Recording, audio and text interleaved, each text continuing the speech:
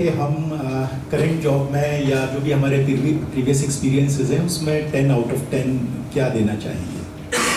तो सबसे पहले जब मैं इसके ऊपर विचार करता हूँ तो मैं पाता हूँ कि हम लोग जॉब करते क्यों हैं, why we need a job, नौकरी जैसा भी डिस्क्राइब किया। तो हमें से ज़्यादातर लोगों का ये सोचना है कि हम हमारा जीवन कैसे चलाएंगे, उसके लिए हमें नौकरी की आवश्यकता है, नौकरी से हमें धन प्राप्त होता है। सो अप्रॉक्सीमेटली 99.5% लोग अपने जीवन को चलाने के लिए धन चाहते हैं और उसके लिए वो नौकरी करते हैं। 5% लोग ऐसे 0.5% लोग ऐसे हो सकते हैं जो टाइम काटने के लिए नौकरी करते हैं। बाकी के सभी लोगों का उद्देश्य यही होता है कि हम हमारा जीवन कैसे चलाएं और नौकरी के माध्यम से हम लगातार ज़्यादा से ज़्यादा पैसे अर्न करें। जब मैं छोटा था तो मैं इसी के ऊपर मैं कभी कभी विचार करता था। फिर मेरी एजुकेशन कंप्लीट हुई, I did my MSc in statistics, वहाँ बहुत सारा डाटा मेरे को देखने को मिला। फिर मैंने IIM में रिसर्च किया तो हमने एक स्टडी की, the expenditure and income of a house hold. तो उसके रेफरेंस में मैं तकरीबन 5000 गांव मैंने विजिट किए हुए हैं। तो हम लोग DM से भी मिलते थे, कमिश्नर से भी मिलते थे और किसान से भी मिलते थे। तो मेरा जो एक्सपीरियंस है बड़ा ही डाइवर्सिफाइड है, मतलब गांव-गांव जाना, फिर उसके साथ में जो किसान के साथ में डिस्कस हुआ है उसको DM के साथ में डिस्कस करना कि आपके डिस्ट्रिक्ट में ये प्रॉब्लम्स हैं। तो वर्ल्ड बैंक फंडेड प्रोजेक्ट होते थे, उनके ऊपर हम कंसल्टेंसी देते थे वर्ल्ड बैंक को IIM लखनऊ के थ्रू। सो ये जो 99.5% लोग हैं जो नौकरी करते हैं पैसे कमाने के लिए, तो मैंने कहा इसका रूट कॉज क्या है, हम नौकरी करने के बावजूद भी लगातार विकसित क्यों नहीं हो पाए। फिर अभी मेरा बेटा 4-5 महीने पहले जर्मनी गया है, वहाँ मेरा उससे डिस्कस होता है तो कहता है कि पापा यहाँ तो लोग काम ही नहीं करते हैं। जैसा भी 70 घंटे की बात हो रही थी, संडे के मतलब बिल्कुल कंप्लीटली ऑफ, सैटरडे को भी मन होगा। सरकारी कर्मचारी कहता है कि मैं तो एक पूरे दिन में केवल 15 लोगों को ही एंटरटेन करूंगा, उसको अपना अकाउंट में अपडेशन कराना था। कहता है आज पापा मैं गया, मेरा 16वां नंबर था, उसने मना कर दिया। तो 8 घंटे में केवल 15 लोगों को एंटरटेन करना, उसके बियॉन्ड लोगों को मना कर देना। फिर मैंने देखा जर्मनी तो डेवलप्ड नेशन है, तो मुझे समझ में आया कि गधे की तरह से काम करने से हम डेवलप नहीं हो सकते। We have to do the smart work.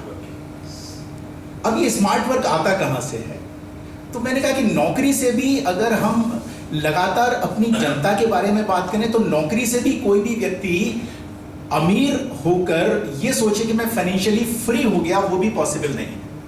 क्योंकि नौकरी एक ऐसा गिमिक्स है, एक ऐसा चक्र है कि उसमें फंसकर हम हमारे जो माइंडसेट है और हमारी जो फाइनेंशियल इंडिपेंडेंस है और जो नीड है उसे पूरा नहीं कर सकते। तो मेरा तकरीबन 20-22 साल कॉर्पोरेट एक्सपीरियंस रहा। IDBI में मैंने काम किया, उसके बाद में वहाँ भी मैं ट्रेनिंग में था और लोगों को अभी भी ट्रेनिंग देने का ही काम करता हूँ। तो अगर मैं अपना पर्सनल जॉब सेटिस्फेक्शन देखूँ तो मैं पाता हूँ कि मैं गीता के हिसाब से सबसे ज़्यादा संतुष्ट आदमी हूँ as far as my job are concern. अभी भी अगर मेरा मन होता है तो काम करता हूँ, मन नहीं होता है, 2-3 लोगों का स्टाफ है मेरे ऑफिस में, रात को वो दिन में अगर 1-2 बजे नींद आती है दोपहर में तो फिर मैं आराम से घर पर जाकर 1 घंटा सो लेता हूँ। अब उसके पीछे रीज़न ये है कि मैंने अपनी आवश्यकताओं को कभी भी अपनी अर्निंग से ज़्यादा नहीं सोचा। जब मेरी कैपेसिटी 10 लाख रुपए की कार लेने की थी तो फिर मैंने 3 लाख रुपए की कार ली ऑल्टो। तो ये मेरे जीवन का सेटिस्फेक्शन है। जहां तक मैं देखता हूं कि रुपए की आवश्यकता तो अंबानी की भी पूरी नहीं होती है, तो हमें रुपए को कंट्रोल नहीं करना है, हमें हमारे माइंडसेट को कंट्रोल करना है।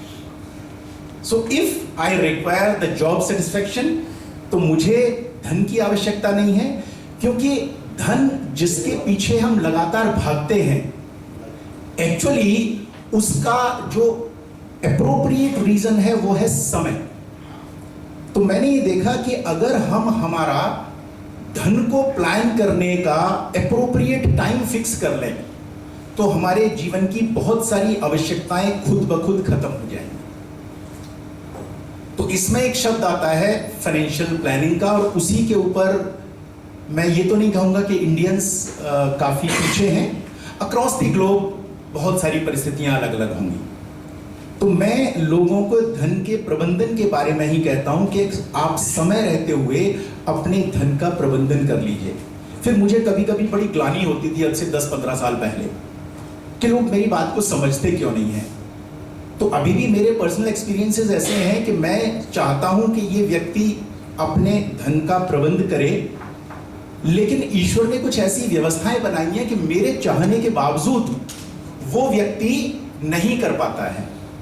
और कभी कभी तो मैंने ऐसी परिस्थितियां देखी हैं, मतलब यू विल शॉक्ड, कि वो भी तैयार है, मैं भी तैयार हूं, अगर उसके भाग्य में नहीं लिखा है तो इवन ऑनलाइन सिस्टम में प्रॉब्लम्स आ जाती हैं और वो अपनी चीजों को मैनेज नहीं कर पाता है। तो मैंने देखा कि मैं तो बड़ा ही छोटा सा प्राणी हूं, मैं अपने जीवन के माध्यम से लोगों के पूरे भाग्य को बदल दूं, ये तो संभव नहीं है।